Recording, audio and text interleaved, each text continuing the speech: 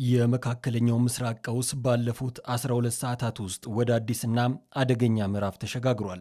በአሜሪካና በእስራኤል የሚመራው ኦፕሬሽን ኤፒክ ፊውሪ ሶስተኛ ሳምንቱን በያዘበት በዚህ ወቅት ግጭቱ ከቀጥታ ወታደራዊ ኢላማዎች አልፎ የዓለም የኢኮኖሚ የጀርባ አጥንት ወደ ሆኑት የነዳጅና የተፈጥሮ ጋዝ መሠረተ ልማቶች ዘልቋል። እስራኤል የኢራንን የኢኮኖሚ አቅም ለማዳከም በወሰደችው ስልታዊ እርምጃ በትናንትናው ዕለት በኢራን ግዙፍ የጋዝ ክምችት በሆነው ደቡብ ፓርስ ላይ የአየር ላይ ጥቃት ፈጽማለች። ይህ እርምጃ የኢራንን የኃይል አማራጮች ስልታዊ በሆነ መንገድ የመምታትና የሀገሪቱን የኃይል ሉዓላዊነት የማሳጣት እንቅስቃሴ አካል ተደርጎ ይወሰዳል።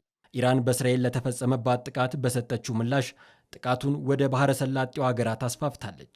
በዚህም በዓለም ግዙፉ የተፈጥሮ ጋዝ ማዕከል በሆነው የኳታሩ ራስ ላፋን ኩባንያ ላይ ጥቃት የሰነዘረች ሲሆን በተመሳሳይ ሁኔታ በሳውዲ አረቢያ የሚገኙ የኃይል ማመንጫና ማጣሪያ ጣቢያዎች ላይ ያነጣጠሩ ጥቃቶች መፈጸማቸው ተዘግቧል። ይህም ኢራን እኔ የኃይል ዋስትና ካጣሁ ቀጠናውም አያገኝም የሚል መልእክት እያስተላለፈች መሆኑን ያሳያል። ዶሃ በራስ ላፋን ላይ የደረሰውን ከፍተኛ የንብረት ውድመት ተከትሎ በሀገሪቱ የሚገኙ የኢራን የደህንነትና ወታደራዊ አባላት በአስቸኳይ ሀገር ለቀው እንዲወጡ ወስናለች። የደህንነት ባለሥልጣኗን አሊ ላርጃኒን ግድያ ተከትሎ ኢራን በቴል አቪቭ ላይ በትንንሽ ቦምቦች የሚከፋፈሉ ሚሳኤሎች ተኩሳለች። ይህ አይነቱ ጥቃት በተለይ ሰፊ ቦታን በማድረስና መከላከያዎችን በማወናበድ ረገድ አስቸጋሪ በመሆኑ የእስራኤልን የደህንነት ስጋት ከፍ አድርጎታል።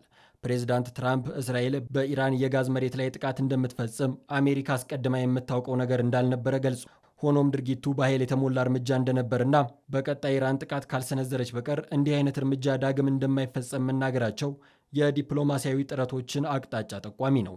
ይህ የጥቃት አቅጣጫ የሚከተሉትን ሶስት ዋና ዋና ስልታዊ አንድምታዎች ይዟል።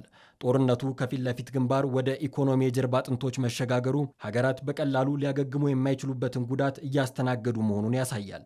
የነዳጅ ማጣሪያዎችና የጋዝ ፋብሪካዎች መመታት የረጅም ጊዜ የጥገናና የፋይናንስ ጫናን ያስከትላል። ሳውዲ አረቢያ፣ ኳታርና ኢራን በዓለም የኤነርጂ አቅርቦት ውስጥ ያላቸው ድርሻ ከፍተኛ በመሆኑ በእነዚህ ሀገራት ተቋማት ላይ የሚሰነዘር ጥቃት በቀጥታ በዓለም አቀፍ የነዳጅ ዋጋ ላይ ንረት ያስከትላል። ይህ ደግሞ በኤነርጂ ላይ ጥገኛ የሆኑ እንደ ኢትዮጵያ ያሉ ሀገራትን ማክሮ ኢኮኖሚ በቀጥታ ይፈታተናል።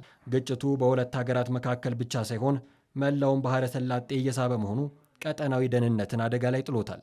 በመሠረተ ልማትና በኤነርጂ ጣቢያዎች ላይ የሚፈጸሙ ጥቃቶች ዓለም አቀፍ የንግድና የሎጂስቲክ መስመሮችን የማነቅ አቅም አላቸው።